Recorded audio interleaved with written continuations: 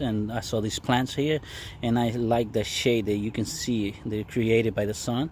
And I bring out my camera. I'm in my tripod right here, and I got my camera here, my A7 Mark II with my 50 millimeter 1.8, and so I'm gonna take some photos of this leaf, and let me see if I can get the back of the camera so you can see my setting.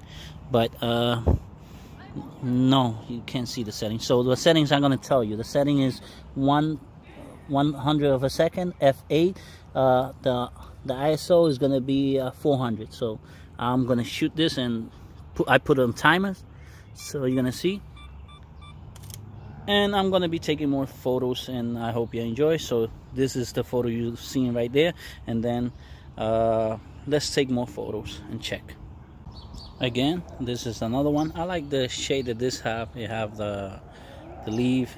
It's very nice, and I changed up a little bit the setting. I hope you can see it. Now I'm shooting. Before I shot ISO 200. Now I mean 400. Now it's 200. 200. I went down, and this is the setting. Let's see if I'm gonna take the picture. And here goes. And let's look at that. And that looks nice. So I'm gonna keep on shooting more flowers here. Today's the day just to shoot flowers.